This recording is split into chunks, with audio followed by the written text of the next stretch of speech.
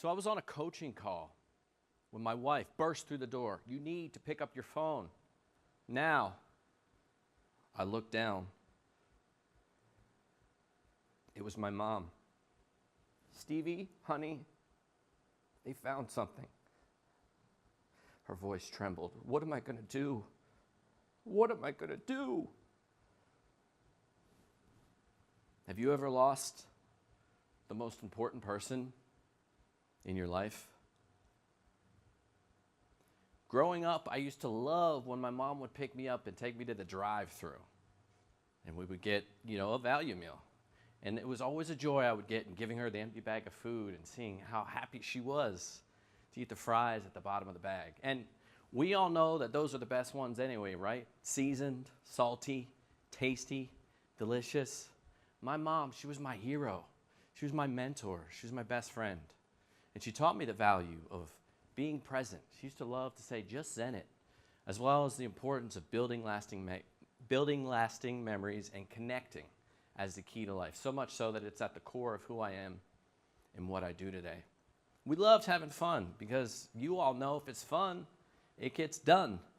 Like our fun puns and the one about my 4th grade teacher, Mr. Piston.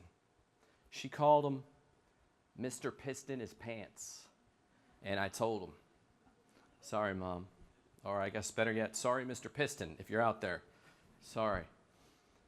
1 week after that call, she was living in my spare bedroom while I was taking Zoom calls from the laundry room, and we were facing the biggest battle of our lives. Now, no amount of preparation can prepare you for the loss of a parent. Our roles reversed, as I was now her caretaker. And we shared a bond so strong, we read each other's minds. We called it our own little ESP, and yet I never saw it coming. I held her hand as she took her final breath. Our eyes locked as one final tear streamed down her face as she was gone. My heart was shattered. My soul was crushed, and it felt like an out-of-body experience. So driving home, I hopped in the car, searching for meaning, turned on the radio, and Led Zeppelin's Stairway to Heaven came on. And she loved classic rock. I screamed. I cried. I pounded the steering wheel with my fist as I fought through the lyrics. And she's buying the stairway to heaven. There she went. Now, guys, I know I'm no Robert Plant. My wife was embarrassed that I was going to sing, but that rocked my world. What are the odds? Chances are that you've lost someone or something in your life significant too. Your parent, child, sibling, dog, your house, or even your job.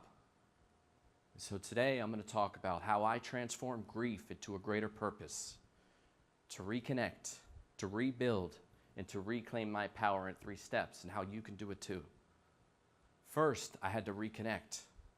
38% of men avoid talking to others about their feelings due to the pressure to appear manly or masculine, according to Men's Health Charity Movember, with a significant portion reporting they never show emotion or cry in front of others. And I was one of them, a statistic. I didn't want to burden my wife. I couldn't bother my friends. They had their own issues, and I had to be strong for my kids. But you see, my mom had taught me the value of connection, and I felt disconnected and distant from everything and everyone, including myself. I had a family of 4. I had my own company. This was my childhood dream. But I felt stuck, stumbling through my days. I missed her. I missed the texts, the calls, seeing her, the sound of her voice. And then serendipity showed up. The cardinal, also known as a messenger from heaven, perched outside my work window every single day. The fries at the bottom of the bag that I now shared with my own kids.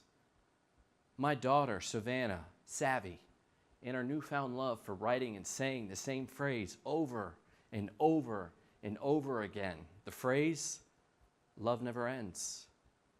My mom's book that I found, stumbling through her things, called Solo and Savvy, her memoir about overcoming adversity as a widow, which she completed only months before getting sick. Robin Roberts, cancer survivor and Good Morning America host, says, make your mess into your message. And my mom did just that. Using her entrepreneurial spirit, she reconnected to her purpose, even in her final days. And it was a reminder to me, I needed to do the same. I needed to let grief guide me, not divide me, and get out of my head and into my heart. And so I did.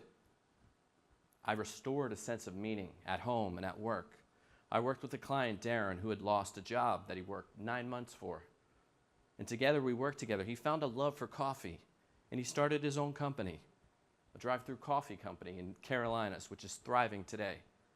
And when we use loss as a reminder to reconnect to the love within, we can turn that pain into purpose and begin again. Next, I had to rebuild relationships because after all, what good is connection if you have no one to share it with? Having lost my mom as my primary support system, I needed a new place to process the pain. So I gathered a group of like-minded friends. I called them my growth friends. We got together every Monday, 12 o'clock, and we created our own group. It was a men's group. We called it Gents Journey. We met every Monday at 12 o'clock. We created a safe space to open up, to talk, to understand we're not alone. Brotherhood, vulnerability, healing is what we found in those meetings as I restored a sense of self through shared experiences and connecting over common causes. Kathy Leitner suffered the soul gut-wrenching loss of losing her daughter due to a drunk driver, and yet she used grief as motivation to start Mothers Against Drunk Driving, MAD, Gen X's, you know that one. Also, she started We Save Lives. It's a group of highway safety advocates dedicated to preventing drunk, drugged, and distracted driving on our roadways. She transformed the grief towards a greater purpose. And losing someone, man, it's hard. It's heavy. It takes time. But when we accept the cards that we've been dealt and we lead with love, instead of folding from fear, we can rebuild one day and one step at a time. Step 3, I had to reclaim my power. By embracing the hidden power of grief, I realized that the loss of my mom, it wasn't just a breaking point, it was a breakthrough towards gaining a greater purpose. And much like Joseph Campbell and his hero's journey, if you know about movies and plays, after that second act, all is lost, done. Where do we go? That's when the hero makes a decision and he lives to the fullest potential and takes us to the promised land and a happy ending. And at Gents Journey, we wanted to impact others outside of our group, so we created the Journey Deck. It's a set of conversation cards so that people can open up, express vulnerability, and share their own stories while they build a lasting legacy. And like me, Walt Disney suffered the soul-crushing loss of his mother. But yet he used it as the driving force. The force was with him indeed. The driving force towards building one of the biggest multimedia empires today. And if you know Disney, you know that many of their movies or stories start with the loss of a parent as a catalyst towards the end of the story. And so Walt and myself, we didn't let loss define us. Instead, we shifted the narrative from a negative event that happened to us towards a positive outcome that happened for us. And when we reclaim our power, we can impact lives everywhere, behind the screens, in the room, in your community. Now, don't get me wrong. Living in the 21st century, it's hard. There's climate change, like we heard about, threat of AI, mental health crisis. And that doesn't even bring into account that many of you in this room will lose someone in the next year or are struggling with it right now.